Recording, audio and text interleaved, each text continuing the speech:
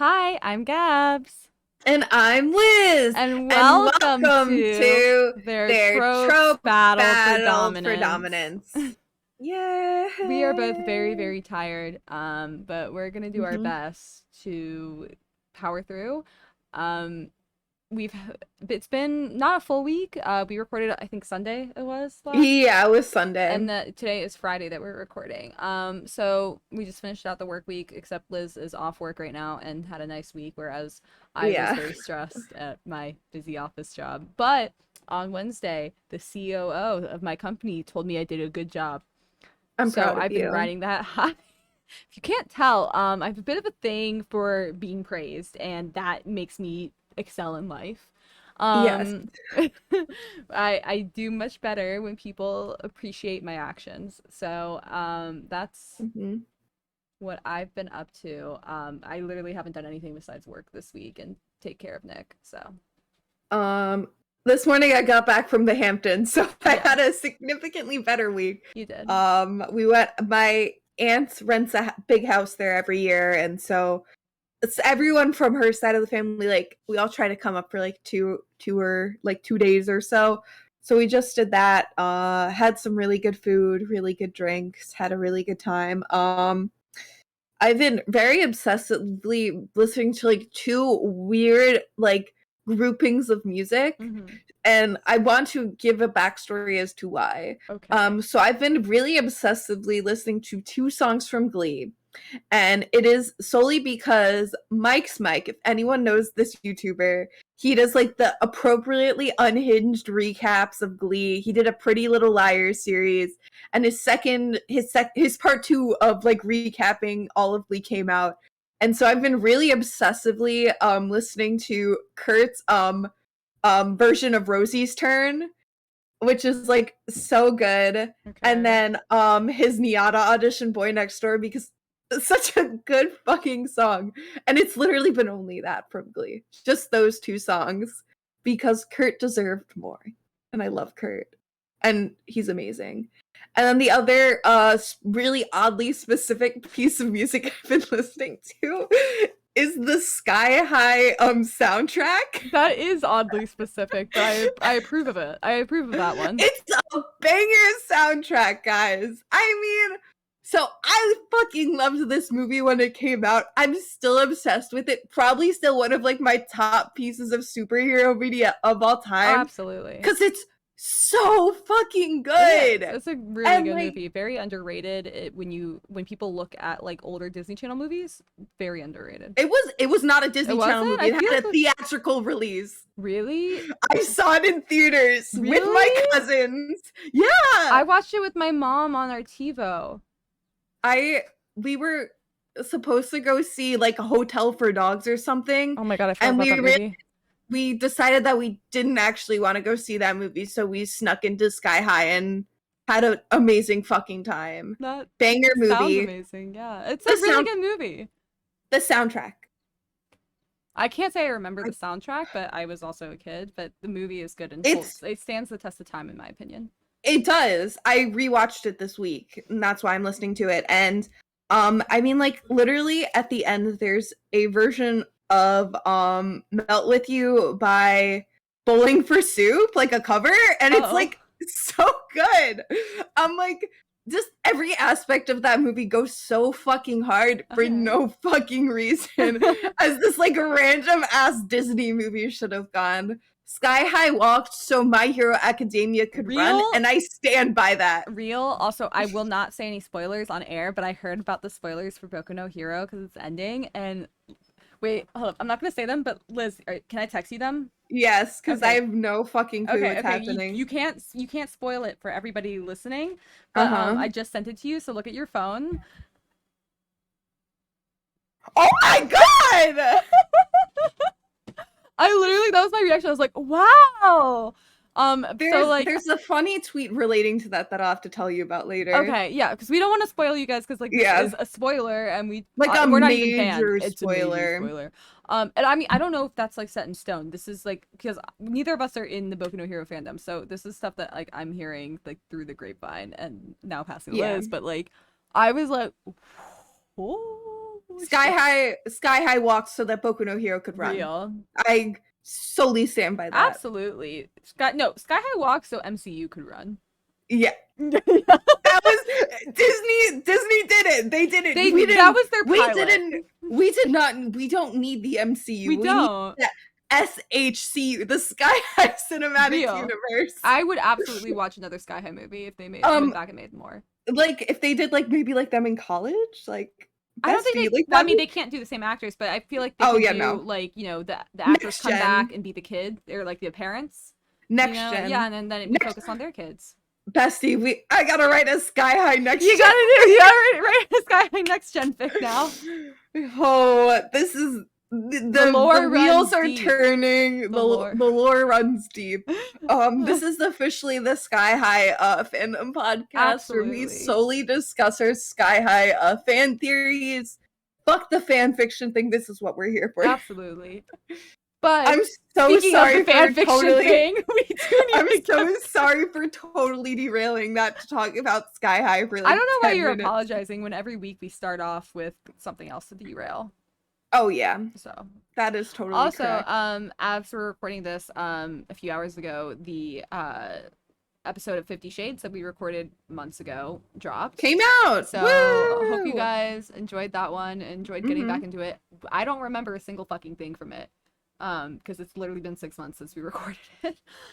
Yeah, I don't fucking remember anything. We literally like cleaned the audio and dropped it. We were like, all right, we're bye. So... I remember Christian Grey being controlling and Anastasia being like, does he like me or something? He like me. We should record an episode this weekend. Liz is coming over tomorrow, so we'll do something Saturday or Sunday. Maybe. No promises. I mean, we're spending the day reading at the beach. Because that's our thing. I love reading so much. But like doing it next to the ocean is just special.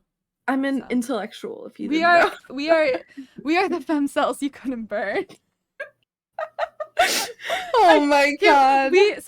For context, because that happened when we were on our hiatus, Liz had was talking to a guy and he was really mean to her, and we had very bad kind of ending. Yeah, so she came over that weekend and we just like got, partied and stuff, and we realized we didn't party. We got drunk watching Glee on the couch. That is a party. That is a party, okay, Liz? I'm sorry I wasn't a cool kid like you in high school. Now, right? To me, that's a party. Glee's on Disney Plus now. Period. Anyways, so like I said, we were partying because to me that is a party. And we were talking, and then we realized we just kept like complaining. We're like, we're basically incels, except like we're not, like we're incels in that it's not that we disrespect women. We disrespect ourselves. We disrespect ourselves. We are the woman we disrespect. So we just started calling ourselves themselves. No, we call ourselves incels. Oh, I can't remember. We are not femcells at all. Drunk. We are specifically incels. And just for anyone who can't tell, this is all joke. Fuck incels. Incel is not good, and we are not. Fuck femcells. Fuck incels. Yeah, we're not here to prove it. However, when it comes to us, we are. We're the incels everyone warned you about, guys. Exactly, we're the incels your father warned you about. Okay, yes. Now I think we should get into it. Liz, what did you pick this week? This week I chose the trope height difference, which I think is hilarious because I actually almost chose this last week. And then I was like, no, this would take too long and I don't have enough time. Good minds think alike. Yes, great minds. I think it's great minds. It not is great good. It is great minds. You try. I don't know what's wrong with my mind. But this is a trope that is used to emphasize that one character is taller than the other. And this is it's really emphasized. It's not like he's taller than me, where it's like, to be fair, I think that's more it's size kink when it's emphasized like that, but just like a height difference, I don't know if I would say that one is like emphasized. That's what it's. Read the fan lore article. Like read the fucking dictionary. It is when it is emphasized. And like, well, the difference between like height difference and like size kink is solely where, while it is usually used within a ship dynamic, it can be used as like a quote unquote cute aspect to like a friend or family relationship. That's true. Where it's like the like older brother, younger sister, or like that kind of dynamic where like I'm very protective over you. I want to be this kind of protector, but it's not necessarily romantic or sexual in any way. That is So I fair. think, yeah, that's kind of one of the major difference. One of these And like, days, you and I need to do a special for size kink. There's a lot. why to didn't we unpack think there. about this? Why didn't we think about this? Because we're stupid. Stupid. And We are incels. stupid. And then also like size kink fully infers a explicit fic, whereas Yes. a height difference can be a fluff fic as well. That is fair. I'm just gonna say people can take this trope and use it in a problematic way. I think we can all assume the problematic way that people can take this trope and use it. I don't want to talk about it, thank you. I mean, we've talked before, like, we're not, anti or pro ship in the way that people describe it as like you're either for or against it. We tend to be very neutral towards most things, but when it comes to like actual pedophilia, and we can just say that, neither of us are okay with that, and we don't condone that, not only in what we read but in actions. I think there are some things that dark fiction exists and does not necessarily equate to somebody's moral compass, but some dark fiction is too dark, and for us that's pedophilia and other things like that just crosses a boundary that we're not okay with. Yeah, and so people do definitely take this trope and use it in that way, and we will not be talking about it because this trope can be used in many other ways that we deem as that we okay. Like. Yeah, and we like. So we're just gonna kind of be talking about it in those regards. But I felt like I needed to like touch on it because I feel like people can be like, So I just wanted to touch on it, point it out, and move on. Okay, we're moving on. So some fandoms will sometimes make height charts to show characters like height differences, and sometimes it can be headcanons as well if there's like not canon heights. I noticed this a lot in like VTuber fandoms where they'll do like tallest to like shortest and like in a line. And they also do this for boobie sizes, but chest sizes. It's a thing that happens. But yeah, it's usually great because the VTuber with the largest chest size gets to boast that they have the largest chest size, so that's like funny and cute. I like that. I think that's funny, but it is a lot. It's a lot. I was just thinking about, that meme that went around like for a while, the format where it was like, the height difference is like 3 inches, but one character is like enlarged and the other one is like compressed. And it's like it's like how they actually are versus how fandom sees it. The fanon versus canon videos that used to go around. Yes. I used to like love those. Fun fact about Haikyuu was, I might be off because I haven't looked at their height charts in years, obviously, but Suki and Yamaguchi are, they were a solid like 6 inches apart in height difference, but they were always like drawn and in the fandom like seen as like the same tall height.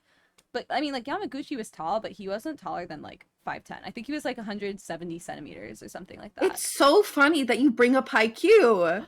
Because I'll be talking about Haikyuu later, not the ship you wait, I didn't see that, but yeah, I would say honestly, Haikyuu is what introduced me to height difference. Very, very popular within it. I mean, when you're talking about volleyball, of course, and yeah, it was when the whole premise is that the main character is tiny and it's a volleyball series. Yeah, there's gonna be height stuff in it. So this is a trope within like het/ and fem/ fics, though the fanlore article very specifically mentioned that on average in like het ships, when there's a height difference, it's usually a bit more drastic than they are in like / and fem/ fics. And yeah, just thought that was a little tidbit to mention. Well, I don't know if we looked at the exact same article because I don't remember if I looked at like size kink or like height difference or something, but I remember the fanlore article I looked at had Han and Leia like art as example from like old webzines where people would draw Han like massive and Leia's like this tiny little bird. Like Han is definitely taller than Leia, but like not, that's very exaggerated. When if it looks like an NBA pro player next to a professional like cheerleader, like that's not usually how most relationships work. If you're thinking of Sadana and Riley, who I think just broke up from TikTok, that's not how most height difference relationships actually are. And that's not to say there's anything wrong with them, but like if you want to represent the average, it's not that. So here are just some examples of them. There's some Game of Thrones ships that I have no fucking clue about. So if I mispronounce their names, I apologize. I don't think Game of Thrones people care anymore. Jamie and Brienne from Game of Thrones? I can't remember. Brienne. But I never actually realized that they were... Actually, yeah, I guess that makes sense. So Brienne is like, she's a knight who, and you know, Game of Thrones is very much like, it's old times, so everyone's sexist, and women just are mothers, and that's it. But she's a knight, and she's a knight because in the books she's described as like hideous and like really ugly, and she's a troll face, you know, and like, but I mean, I think her actress was gorgeous personally, but maybe I'm also just gay. But that's a mood. But Jamie, like, Jamie goes from like being a sister fucker to, oh my god, all I want is to go down on Brienne, and like, yeah, I guess there is a bit of a height difference, but I think she's taller if I remember correctly. And this also might just be examples of where it's popular as well. Maybe not necessarily super specific within the media itself, but it could be very, very popular within fanon. That is true. That's true. Richie and Eddie from It. I'm a really big It fan, but I don't necessarily involve myself in like the fandom. Not that I'm against the fandom, but I'm tattoo. Yay! I love It so much, so heckin' much. I've been obsessed with saying heckin' again. Someone needs to kill me. I will gladly take the honors for that. Thank you. But yeah, I love It, but I just don't necessarily like read fan fiction from it or anything. So yeah. Sherlock and John from the Sherlock TV series, very specifically the TV series. That's what it says.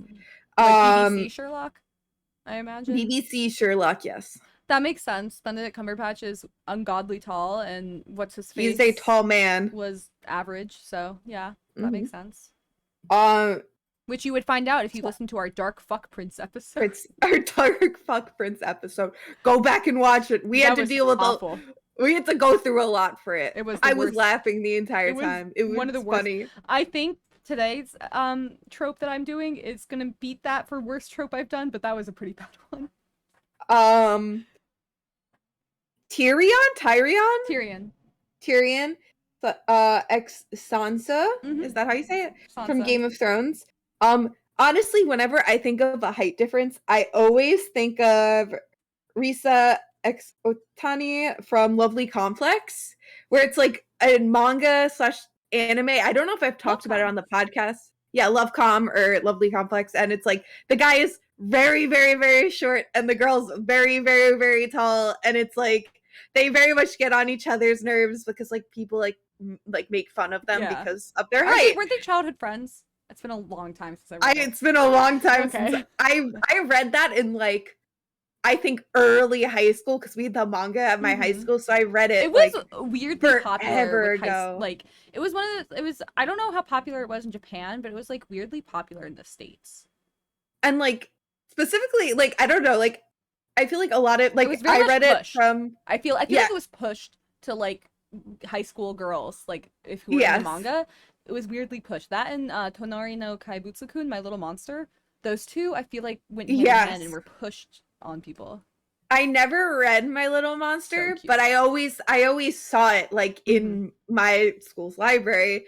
But Lovely Complex is a great show. It's very much the height difference is kind of the main part of the relationship and what forms it. But I love that it kind of turns the height difference on its head, whereas usually, especially in het ships, it's usually the guy is much taller than the girl. Whereas if you see like in anime wise, that would be something more like Monthly Girls Nozaki-kun. But I really love, which another series I absolutely adore and love. But I like seeing that it kind of flipped on its head where it's like, the girl's really tall, the boy's really short, because like that's just like life. Like that's a real relationship Mhm. where it's like it's not always going to be the stereotypical the guy is taller than the girl, and it's sweet to see. Mhm. While looking through the fics on AO3, I noticed that Raylo was very popular within the height difference. And after reading Love Hypothesis, I get it. Festy, I get it. I get it, but I mean, we talked. Did we get a? We talked about Love Hypothesis did on Yeah, here, we right? mentioned that we read it and we really, Yeah, really liked I it. get it, but I get it from a like you said, I get it from a Love Hypothesis standpoint. I can't get it from the series standpoint. Yeah, they're not like I feel like very much people emphasize like Yes. the large size of I Kylo. think Adam Driver has a lot of like larger features as well. Like he has a larger face, larger nose, larger shoulders. So Yeah. it's a lot easier to think of him as like a very large man, whereas Daisy Ridley is pretty petite. So I Yes. can see it. Yeah, but I noticed that and I wanted to mention it. This is I just my brain could not physically rewrite this, so this is specifically taken from the fan lore article direct quote. Relationships involving characters of different species will Okay. Sorry, we're back. We took like a 5-10 minute break because I had ice cream like an hour before we started recording, and I'm not lactose intolerant, but some it depends on the day for my tolerance, and today was a low tolerance day apparently, so I had to run. And I was trying to figure out how to pause the recording without stopping it, and so I realized it was pausing for unpausing and pausing.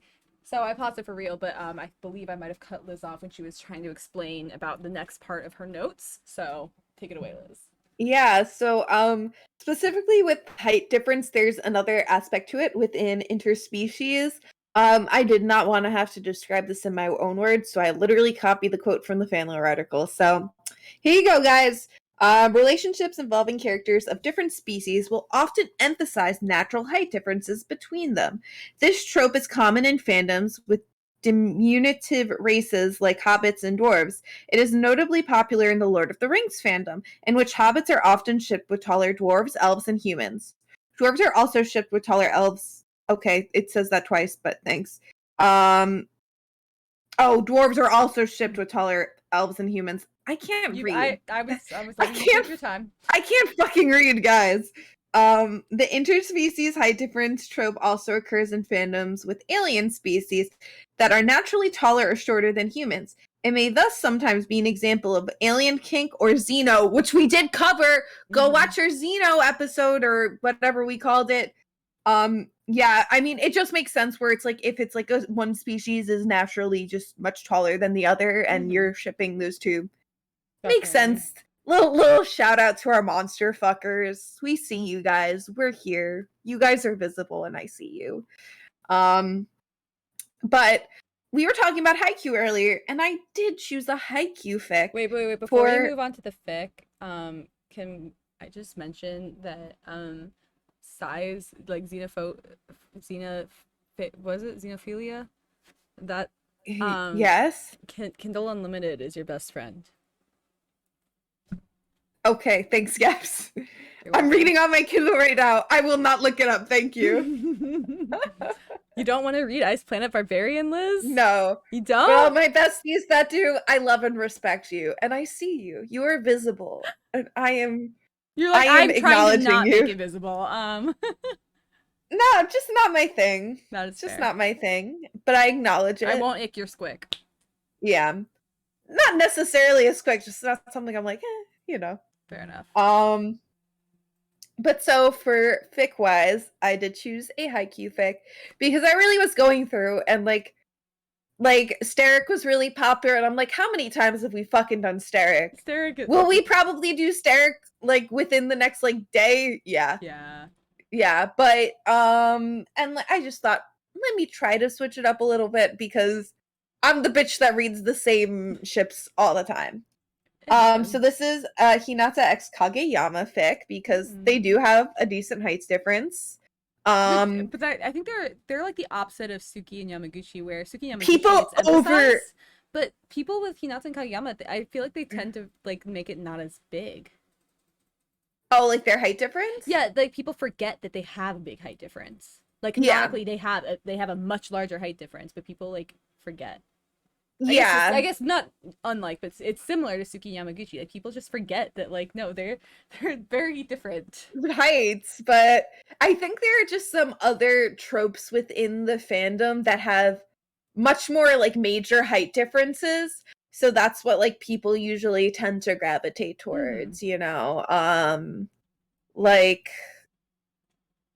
fucking why am I blanking on all the height differences in Haikyuu right now?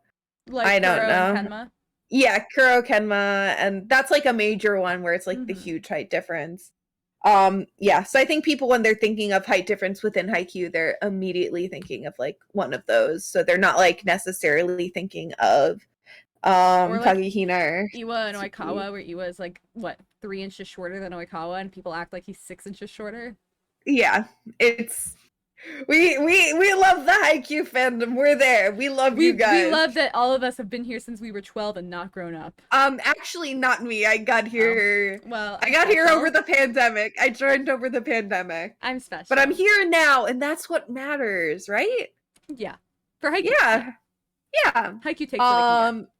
And so this is a fic. It's rated general audiences. It's a one shot. I'm only taking a couple of small pieces from it, and this is just a fic from like Kageyama's like perspective, where he just really kind of like has like is noticing things about Hinata and like really appreciating and being like, oh, like he's like, I never noticed this about you, or like blah, blah. And it's all very much specifically related to like their size difference, where it's like, oh, he's so petite and tiny. He's so teeny tiny. Ooh. That's what it is, though. That's what the fic is, and it goes but through it's like not funny, is it? It's not funny. It's I fucking hate this. So it's okay. Nick started like talking in a random British accent on the drive home. It was a 40-minute drive home, and he would not stop for the entire time. Yes, and I literally ended up just turning the music up all the way to like drown him out, because he just kept going like it was worse than me. Like he just kept going, this is my secret side, my Jekyll side of my he's my other one. Oh, and, like I was like, Nick, you need to stop. Is this like a more recent thing that he's doing commonly? No. Okay, pray that he doesn't do it this weekend, because you're gonna want to fucking murder us more than you already do when we hang out together. Because I tell you, when other people do a fake British accent, now I have to go into it. And so if we will keep going off of each other. I am missing where 6 months ago Liz is like, you can't peer pressure me into a British accent. I miss that, Liz. I think you should revert. No. Down. Now I can't stop it. It's a part of me now. It just comes out. It's like a monster living within me. It's definitely a monster. I have a monstrous British man living inside of me, and he comes out whenever anyone else does a bad British accent. The pain in Gabs's face is immense.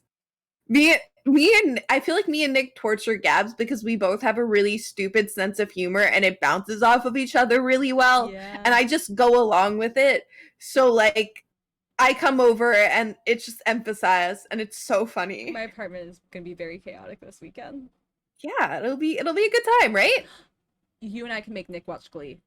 And we he still owes me the last 20 minutes of Breaking Dawn Part 2, because that was my birthday present, was to watch all the Twilight movies with me, and he's been putting off the last half of that movie. So you and I can make him finish that, and then we can go. Wait, but that's the part of the movie I fucking hate. Okay, and he's never seen it. Did you guys can make fun of it together. Did Jacob imprint way earlier in the movie? Imprinted. But I hate thinking about it. I know, me too. Because when Resume isn't alive, I don't have to think about the imprinting. Regurgitate's like, she's part of it, but she's not like, the main focus. So it's okay. But like, fine. Sorry, all right, back to Haikyuu, everyone. Back to Haikyuu. I guess you could read for Hinata, and I'll read for Kageyama, just because it's from Kageyama's perspective. This book is called Sweater, Paws, and Overalls by Cheeky Brunette on AO3. I am a big fan of Sweater Paws. I love Sweater Paws. When it's big proponent of them. Yeah, I do. We do be going through a heat wave right now. Okay. Like our second heat wave in like 2 weeks. I'm melting, bro. Yeah. Okay. So this, as I said, it's like specifically about like different, like each little part of the fic is like different body parts. So this first part I chose was shoulders because I didn't want to read the part about feet. Thank you. I also didn't want to It's read like that. it's not written in a creepy way, but I'm just like, I know exactly how it's probably mm, written, but I don't feel like reading like about it when we're gonna have to read a really awful thing for my part. is it feet kink? No. Oh God, Okay, no. you scared me for a fucking second. Okay, I actually wish it was feet kink. that you're terrifying me, I'm Gabs. terrified to present it. We'll talk more about it after we finish this. Okay. Hinata was oh sorry, this is about his shoulders. Sorry about that. Hinata was talking instead of changing. And so then my dad had to like get on the floor and shine the flashlight under Natsu's bed to see if he could find the mouse. And my mom was like freaking out because what if it ran out and lunged at his face or something? And so, Oh, Daichi's in this too. Can you read for him? yes. Hey, Hinata, focus on changing first. Your story second. We've got a bus to catch. Daichi directed. This wasn't the first time Hinata had gotten distracted when he was supposed to be changing. The team is used to Hinata bouncing around, half dressed, and babbling about whatever came to mind on the way out the door. However, today they were on a timetable. They had a long drive from Tokyo to Miyagi, and Daichi was keeping everyone on a strict schedule. This is really my reading's awful today. I feel like I like warned everyone like last week. No, I warned everyone last week and then I read perfectly, and now I feel myself stumbling a little. That's all. Don't worry. Okay. Fortunately, Hinata didn't seem at all bothered and stripped off his shirt right then and there. Kageyama, who had been, they probably meant who had kept or had been keeping. They wrote had been kept. But okay, had been keeping his head down as he switched clothes and packing up his things. Of course, managed to look up right as Hinata was slipping out of his t-shirt. Kageyama felt his eyes glaze over as he watched the material slip over his narrow shoulders. It was stupid. It wasn't like Hinata's narrow shoulders were a surprise, just like his tiny feet were his tiny feet. We're skipping over it. Tiny feet weren't a surprise the other night. Kageyama knew logically that Hinata was slender and compact. He fit into an incredibly small body. He managed to be strong and sturdy and small at the same time. It had always baffled Kageyama, and because of that, he had always been fully aware of it. But that didn't mean he had fully appreciated it. Kageyama knew he shouldn't stare, even if Hinata's back was turned to him. But his eyes flickered back and forth between his bag and Hinata's bare skin anyway. His movements grew frantic as he tried to focus on untangling his headphones from his shoelaces rather than staring at Hinata's impossibly slender shoulders. He managed to keep his eyes on his things until Hinata was fully dressed.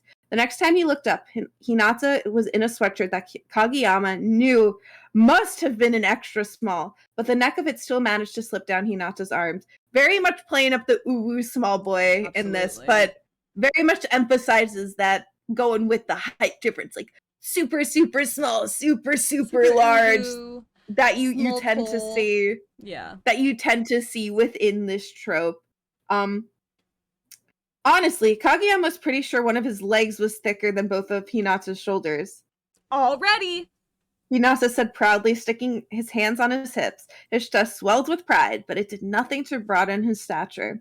Kageyama gulped. He fought down the blush that started to creep up his neck. Wanna go out to the bus, Yama? We can sit together. He looked excited, but then slumped sheepishly. I mean, if you want to. I want to, Kageyama croaked. He cleared his throat and tried again. I mean, yeah, I'm ready. Let's sit together. He agreed, shaking his headphones loose with one final tug. Meanwhile, Hinata pulled his gym bag over his head, and Kageyama wondered how that strap managed to balance on his narrow frame. And so this is the other part of the fic that I thought was more appropriate to talk about, which is the heights, because this is height difference. So this part of the fic is entitled Height. Yeah. Yeah. You can start, Gabs. Oh, I start. Ah, gross! Hinata whined, rooting through his gym bag as if a spare shirt would appear amidst the balled-up pieces of his uniform. I don't want to get my school clothes sweaty. Do you want to speak for Asahi as well? I see exactly where this is going. I've got a spare shirt, Hinata. Asahi offered. Wait, I gotta do the fan-in version. Do you want to borrow it? Yeah. Oh, then it's me again. I'm having Yeah. fun. Maybe, if it's not too big. Hinata answered, looking uneasy. Asahi was at least a large That man due is to his like height. 6'5". He's a Yeah. XXL. Yeah, due to his height and sheer muscle. Meanwhile, Hinata usually looked like he was swimming in even the smallest sizes. Kageyama didn't pay much mind to their conversation, figuring that Hinata would hold up the shirt, take one look at it, and instead wear a sweatshirt to practice. However, when Kageyama turned around to reach for his sneakers, Hinata was already wearing Asahi's giant t-shirt. Or more like the t-shirt was wearing him. Hinata was drowning in it. The bottom hem brushed against his kneecaps, and Kageyama couldn't tell if Hinata was wearing shorts or not. The shirt hung off of him like a dress. For a moment, Kageyama was floored. "You're so short," he blurted out. Hinata looked up at him, eyes wide for a moment before his expression morphed. He looked angry. Excuse me? Kageyama froze. He knew better than anyone how much Hinata hated whenever anyone mentioned his size. He usually did everything he could to avoid bringing it up, even if he was constantly thinking about it, and he knew he needed to say something to fix the situation.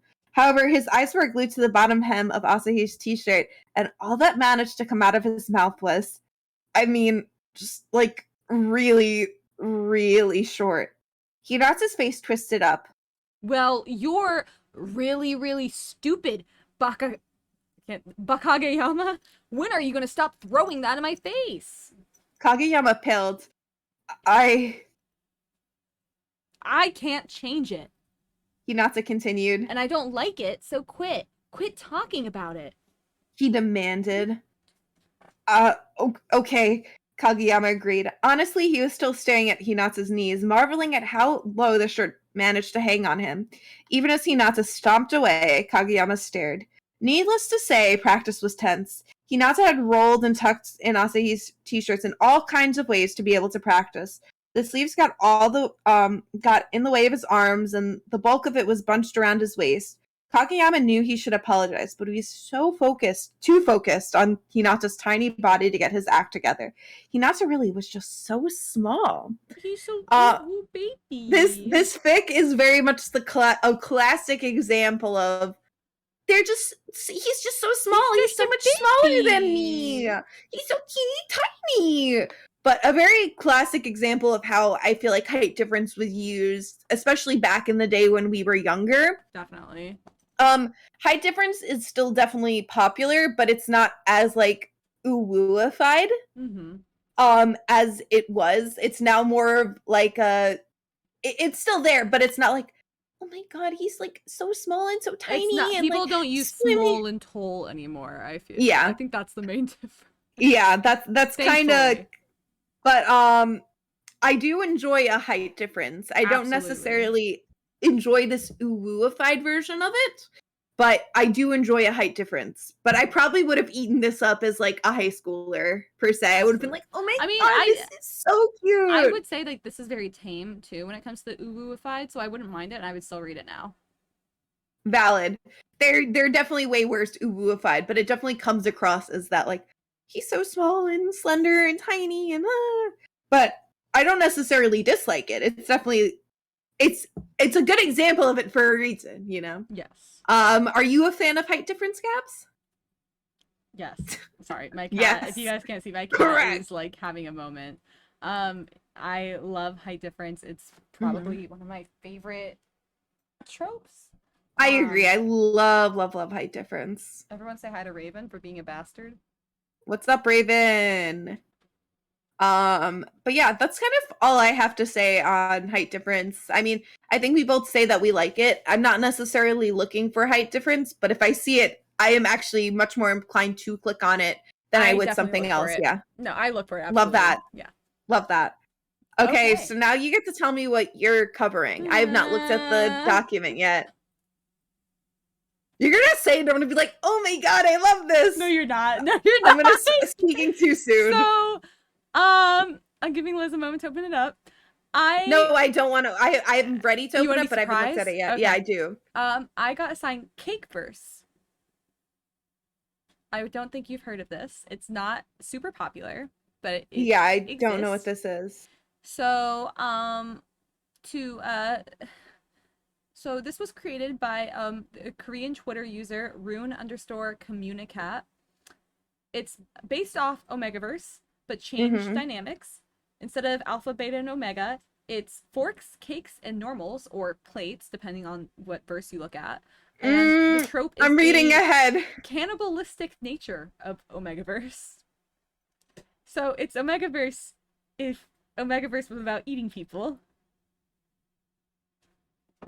I mean, I can't say like I don't necessarily consume any media with anything like that. I love Hannibal. Exactly. I was like, oh, Liz is gonna hate this too, but then I was like, no, Liz loves Hannibal, so she's not gonna hate it. But it's not. This is a very big squeak for me. I almost chose a different one, but I decided to power through because I found out that it's not like purely cannibalism, but a strong majority of them feature cannibalism. But I found a fic that doesn't, so we're gonna, at least as far as I read, it didn't. Yeah. So when the user rune_communicat was asked why cakes and forks, they said that she just said that she likes cake. And that was her reasoning. Love that. So Mary Fortune on tumblr.com decided to give an TLDR on what Cakeverse is like in the English side of like fandom side of it, which I just copy pasted here. So this is directly from her Tumblr. Again, it's Mary Fortune, Merry Fortune, all one word. She said, it just occurred to me, or sorry, they said it just occurred to me that Cakeverse might not have migrated over to Tumblr, so here's a crash course. But if others want to correct me, go ahead. It's a trope that's supposed to be a little step sibling of Omegaverse, and that people have a trinity of alignments they can naturally be, but personally, I see it more akin to Hanahaki disease. Regardless, the 3 alignments are cakes, forks, and normal people. I love how it's like cake, fork, and normal. Well, people just normal. Most of the fics I saw referred to the normal people as like plates, or like other like unassuming. I love that. They're just plates. And I was like, I got it. Love that. Cakes are people who naturally taste like cake. It's entirely possible for someone to go through their whole life without realizing they're a cake, since the only way they find out about their status is through the coincidence of kissing a fork. Forks are people who can detect that cakes taste like cake, and it's not uncommon for forks to have no sense of taste outside of making out or eating cakes. Normal people can't taste cake, nor do they taste like cake. Normal people are the most common alignment and make up the vast majority of the population. A personal spin I put on this is that normal people should be called plates to keep the theme, and most of the fics I read also agreed with plates. Not most of the fics I read, most of the fics I looked at, because I was not reading most of these. Typically, the people of this AU are people, but there are varieties and flavors of this AU, wherein cakes are made of cake and forks are depicted as being especially ravenous or sharp-toothed. All in all, it's a very flexible AU in presentation and themes. The reason for this happening can be varied, and the trope exists on a sliding scale of silly to serious, with silly treating it as a funny quirk with no deeper meaning, with works on the more serious end really playing the tropes of medical distress or cannibalism. Additionally, it can be a recent thing or an unquestioned, long-standing part of life. Hope this helps. And I was like, it helps, but it made it worse, so thanks. Yeah. I mean, for like within like Hannibal fandom, like I don't know what like these fics are like, whereas like are you like fully talking about like fully like, because like Hannibal's like, not to say it's like fun and whimsical, but it's more like I took this and like cooked it into like a meal. You're not like I am eating like a raw human like hand. I mean, Hannibal's whole thing is that he tricks people into not realizing it's human. Yeah, because like he's artsy about it, and I agree. Yes, it's a lot. I mean, it's devious in its own way, but I think it's a lot less sinister than this makes it feel. Yeah, I think I would maybe like, this is like before reading anything, but I would read it specifically for the horror of it, because like I am a horror fan, and so I would read it like in the sense that like it makes me uncomfortable and it scares me, but that's like I enjoy reading that. You know what I mean? I feel that with horror, I'm definitely more when it comes to reading only. I can't watch anything horror, but I definitely enjoy like thriller and like murder mystery type horror stuff, but I'm not very much into anything that's like explicitly gory, even when Yeah. reading, which is why I almost had to get out of this trope, but I stuck it through. And there are two different tags for it. It's like alternate universe Cakeverse and then Cakeverse, and I went with alternate universe Cakeverse because I was like, oh, these will be people who are more in theme. There were only 4 entire Oh my works. goodness. One was for a K-pop band, because when in doubt, there's always gonna be some K-pop fic out There's there. gonna be a K-pop fandom. Les Yeah. Mis, and I can't Les remember the other Mis. two.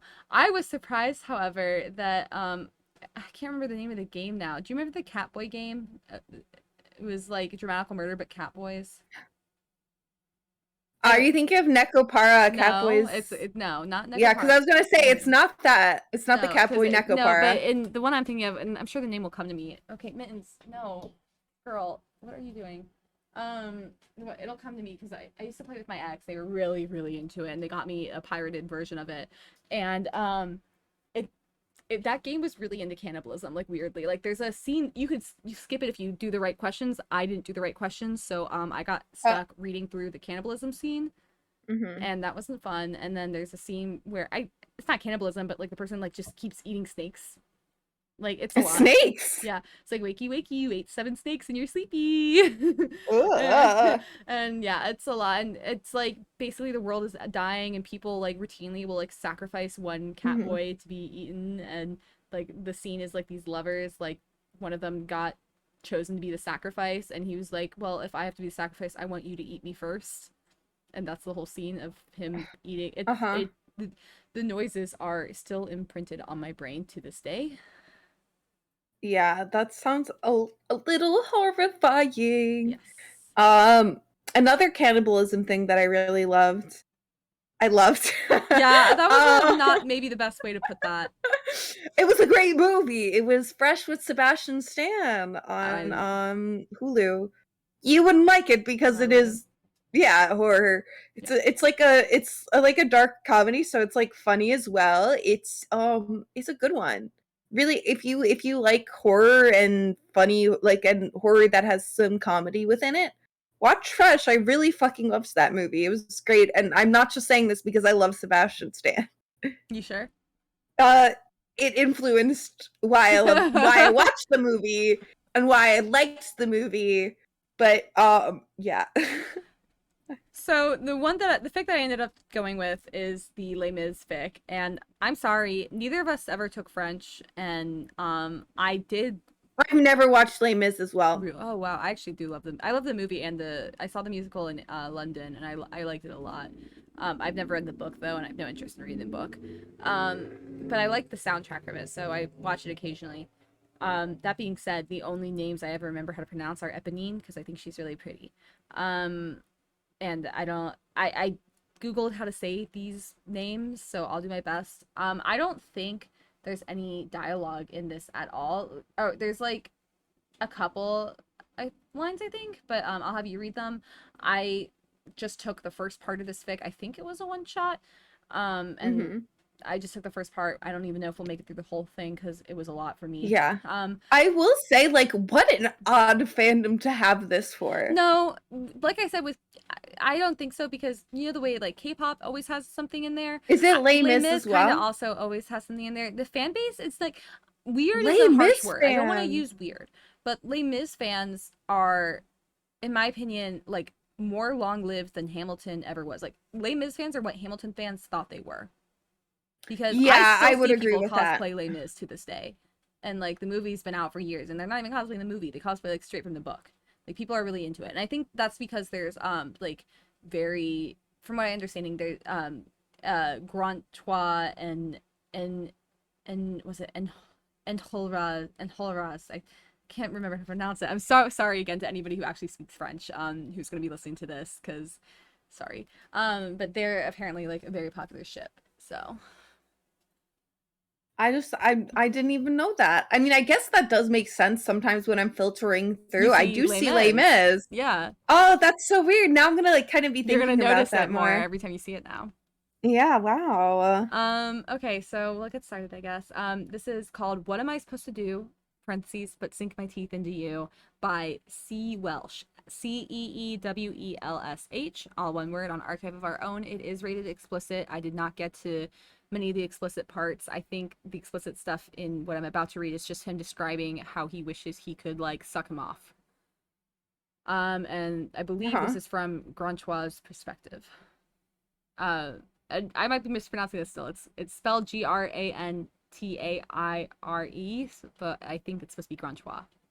Granchois had known pretty much as long as he could remember to never let anyone know he was a fork. No good could come of anyone knowing, and it wasn't worth the risk. He could be refused work or even housing because of his status, never mind the social prejudices. To be a fork openly was to open yourself up to ridicule at best, being called a pervert and a cannibal.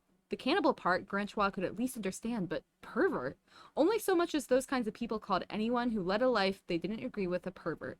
Plenty of people went about exchanging bodily fluids without even the taste of a cake, but the world wasn't built for forks. Not really. Every time I see forks capitalized, all I can think of is Forks Washington. All I can think of is Twilight. Oh, I love this in-world, this canon. Are you like looking at I didn't even think about that. No, I didn't even think about that. Like forks. Like no, I don't. No, I don't want to. I don't want to go down this road anymore. Liz. Oh no, I was gonna say this in-world like society building where it's like this is how our society works and forks are discriminated against. Oh, okay. I thought we were still talking about like Twilight and forks. No, I was gonna say I love how intense they're like. I'm thinking of world building, baby. We're doing the Cakeverse, but we're building a world, and I'm giving you lore. So the lore is running deep. The lore is running too deep for Gab's taste. So Yeah. Granchois had learned to hide himself. It was easier in some ways as a French man to hide the fact that he was a fork than it would be to hide the fact that he was a cake. The constant kissing of cheeks tended to mean cakes were found at a young age if one knew a fork who wasn't in hiding. It didn't mean that it was easy. While some forks were able to taste things that weren't cakes, not all could. Granchois couldn't taste anything unless it had been part of a cake in it, and even then he could only taste the cake. He had to learn to react to certain tastes. Mint he was able to determine by the cold spiciness he had been told once was caused by it. He could tell when food was hot spicy too, but those didn't tend to have an overwhelming flavor. He tended to watch those around him if he ate with others, always ordering the same as someone else at the table and letting them comment first on whether it was good or not. It was a lot of work, and there had been a lot of close calls, but currently there was only one person alive who knew he was a fork, and that was Eponine. Well, maybe two, since if Eponine knew, it was a fair bet that Gavroche did too.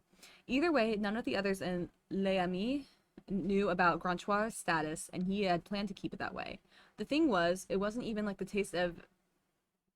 I'm so sorry, this is the name that I really struggle with. Enjolras. It's like spelled Enjolras. I think it's Enjolras, I think. It's like something like that. Enjolras. I'm gonna go with Enjolras because that sounds like I don't know any better. And so. I'm sorry in advance. Was what made Granchois fall hopelessly in love with him. Emphasis on hopelessly. No, neither Enjolras nor Granchois were the type to treat strangers with a kiss, so Granchois' first taste came much later. No, it had been the way that what? I can't say his name. Enjolras held himself. He had such convictions, and the way he spoke oozed righteousness, and the sun bounced off his hair like Apollo himself was trying to make a statement. Granchois had watched him a minute and immediately knew he wanted to tear apart every single word Enjolras was saying. When Granchois saying their names right next to each other is throwing me off too. When Granchois tried that, it seemed like Enjolras had a counter for every single point. And if he didn't, one of the guys stood next to him, who Granchois later found out was Combeferre. I think that's how you say that one. Or Combeferre did. And really would have been enough for Granchois to agree to go to one of their meetings even if Eponine hadn't met Marius when he and Enjolras argued. Marius had started slightly as he kissed her cheek goodbye. It turned out Marius was a fork too, and one not so well trained to hide it if his reaction was any indication. The urge to ask Marius if Eponine tasted of lavender to him too was strong. He knew that people said that the taste was the same no matter the fork, but Granchois had always wondered how true that was. But no matter how innocent Marius seemed, it wasn't worth the risk. Also, wait, how do you know what the taste of lavender is if You can't They taste can't anything. Wait, no, Well, they I did guess say he's that some yeah. forks can taste, so that makes sense. Okay, never mind. Eponine had told But him, I will say he can't taste because he says that he orders like yeah, the he food can't that other. taste. But I think he also like He mentioned probably that is like like it's probably been explained that it's that's yeah. earlier he mentioned like, oh, like they taste like Some mint, people or taste. that's at least how it was explained to me. Well, no, like you You say, know? like it's like he said that some forks can taste things other Yeah. than the cake. So I'm imagining some fork said, "Oh, it tastes like lavender," and so he knows that taste that he's tasting is lavender. But he wouldn't know it on its own. Like he probably like Yeah. if he had lavender as a non-tastable fork, he wouldn't know that it tasted the same. Yeah. Eponine had told him the next day that she was going to check out the meeting, and he said he'd join her since he heard the Musain was good, and both of them pretended that they weren't pathetically going for the hope of seeing the men with which they'd become instantly infatuated. Granchois knew he pushed and Enjolras' buttons he did. Sometimes it was because Enjolras could be self-righteous or too big picture, in which case Combeferre and Courfeyrac, sorry again, would back him up. Or sometimes it was because it was funny to watch Enjolras wind up to explosion, in which case the room would either interject or try to stop it, or more frequently, take it as a comfort break or a chance to go to the bar. Sometimes, though, it was because Enjolras would get right up in his face. Sometimes in his anger, his spit would cross a distance. Granchois knew it was probably gross and more than a little creepy, particularly without Enjolras' explicit consent, but he would do anything at all for a taste of Enjolras. The faint taste from a bisou was nothing in comparison to the taste of his spit, and Granchois could only dream of what kissing him or sucking him off would taste like.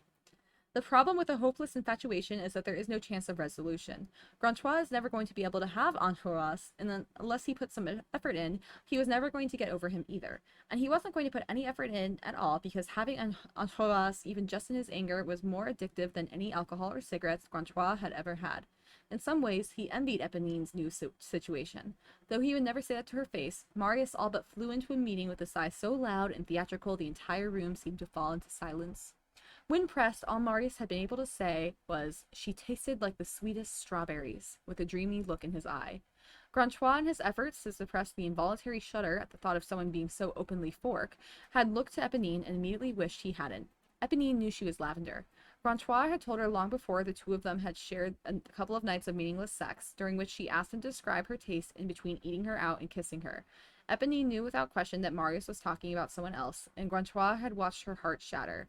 Granchois had locked eyes with Courfeyrac, ever attuned to matters of the heart, who had immediately swung Gavroche up in the air and declared it had been far, far too long since he had had him for a night. I thought Gavroche was like the kid. I have no clue. I've never watched Les Mis. Unless he's not a kid in the book, but I'm pretty sure in the movie he's like the kid with the Cockney accent. It's like, "Oh, I'm Gavroche," or something like that. But I don't want to assume. Granchois didn't think either Eponine or Gavroche had been fooled, but they had let Courfeyrac bundle him away for the night even so.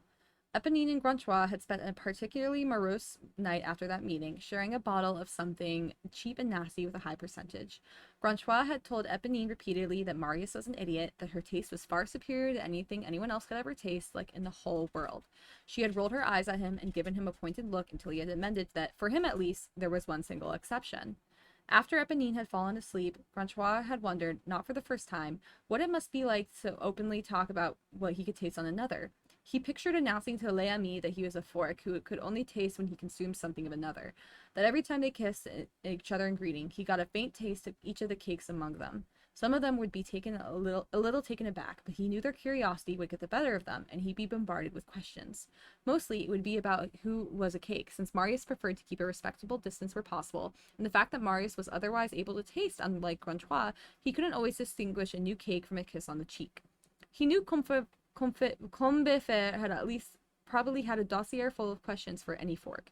In fact, there was no probably about it. He'd seen Combeferre asking Marius, and knew Combeferre wanted to do more research with multiple forks, but he didn't want to risk outing any who hid it.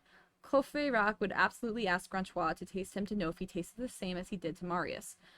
Bahorel would probably make Granchois lick him too, just to confirm that he is, in fact, a plate. And Jolie would immediately chastise them for it because it cannot be sanitary to go from one person to another in such quick succession. Someone get the hand sanitizer. Granchois even let himself indulge in a fantasy where Enjolras let him find out just how strong a taste he can get. Let him imagine kissing him for hours, tasting every inch of him. Imagine taking Enjolras into his mouth with all the reverence of taking communion, letting the taste fill him. He would let Enjolras use him however he wished, if only Enjolras would use him at all. And that's where I cut it off. It's like, on one hand, it's weird, right? Because like I wouldn't say I have a scent kink. Like I don't think scent turns me on, but like I find scents like that I like to be very, very attractive. Like I'm very attracted to the smell that of Nick's deodorant. You know, like I could breathe it all day, but it doesn't necessarily turn me on. So it's like, but taste and smell are so correlated that it. You know, I feel like I should like something like this. Not the cannibalism part, but like, you know, the taste part. But it's and especially, you know, it's not that far off from like blood drinking, but it's just a bit too. It's well, like I don't know. I think it's probably because it's so closely related to the cannibalism. It's not really separated. Right. Where it's I like think that's maybe if that's it was what it is. separated, it might be something I would enjoy. Like I know it's kind of crack treated seriously, but I might enjoy it if it was separated. Yeah, I mean, for this, where I said, like, you know, like, I might be into it as someone who's, like, a fan of horror, it really would have to be a fic that's written in a horror aspect, and I don't know how many of these are really written as, like, this is, like, a horror fic. Right. You know, like, probably not a lot that are written that way, but I would love to I would be personally interested in seeing this from like a horror aspect as someone who does like enjoy Well, they exist. You can go read them yourself.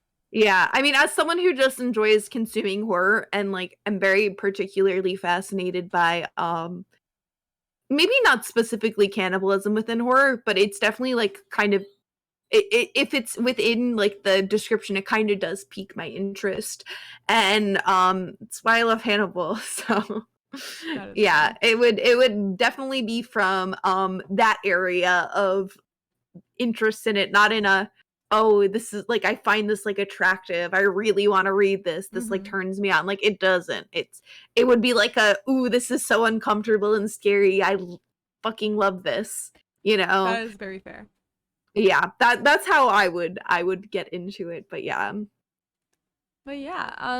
I'm gonna I would like to distance ourselves from it now. It just made me a little, it was definitely a kind of a squick for me. It's not so, like, and for those guys who don't remember, squick is like, it's not like a trigger or anything, it's like, but it's something that I'm more than mildly grossed out by, and it's not, it makes me just a little uncomfortable. Yeah. I mean, it's fair. Even people that like horror and gore don't like that. Yeah. Like, there are plenty of people that don't, and it really like them, like makes them. Yeah. I mean, yeah, and like, I feel like it like, especially like if you do eat meat, like I feel like sometimes it can really like mess with people.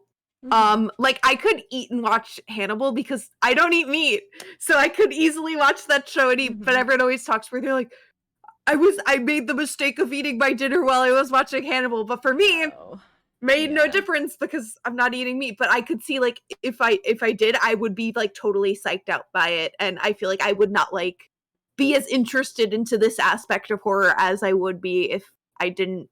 Like, you know what I mean? Like, yes, I do. Because I wouldn't have, it wouldn't be as innate of a fear within me where it's like, oh my god, because I don't, you know. Yeah, I know what you mean.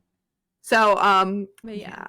So, that being said, do we want to end things here? Yeah. Yes, I did. Okay. I did want to talk about what I forgot to mention at the beginning of the episode. I saw the new Jordan Peele movie, Nope, and I really, really, really, really loved it. Did the horses die? Yeah. Aw. Yeah. That's sad. It was a great movie, I was though, really excited and when I saw the first trailer because I didn't realize it was Jordan Peele. I was like, oh, horses, and oh, it's about like the first like black ranchers. That's so cool. And then no. It's horror. Yeah, it's really great, really stacked cast, really great acting, in my opinion. I think Jordan Peele is a brilliant director, and I think he makes really brilliant social commentaries within his films. This movie is totally a social commentary on spectacle and our society's obsession with spectacles. And So the reason why I love it is because for one of his major influences is what's a better spectacle to kind of take inspiration from than the first summer blockbuster, aka Jaws. So he took made from interviews I've seen, he's taken major influences from Jaws, and like looking retrospectively back at it, because I didn't really read much about the movie until I went to go see it, because it's really like very mysterious. Like you don't know a lot about the movie from like the trailers. So I went in like knowing nothing, and I was like, I really, really like that. And I heard some people didn't. And like the entire third act, I'm like literally on the side of my chair with like a huge smile on my face. And like retrospectively looking back at it, it's because it totally evokes the same feelings of that third act of Jaws. Mm. So it gives me those like happy feels. And now I'm like able to very specifically be like, oh, this character's Quinch, this character's Chief Brody, and like going back, I'm like, so happy and so excited, because for newer viewers, Jaws is my favorite movie of all time, hands down, ever since I was in like first grade. I know, psycho that a first grader's favorite movie would be Jaws, but that's what it was, baby. And I've been very, very, very, very, very, very obsessed with the movie ever since. I know so many random fun facts. So Jordan Peele very much captured the essence of Steven Spielberg's direction during that movie very, very well. And I like Jordan Peele anyway, so it's like perfect. It's might be one of my favorite Jordan Peele movies now because of that aspect, but I still love Get Out. So it's very I'm like, which one's better? I'm gonna shut up now because I will keep gushing about it. And you have the whole weekend to gush about it to us as well. I'm Yeah. glad that you enjoyed it and that it brought such good feelings to you.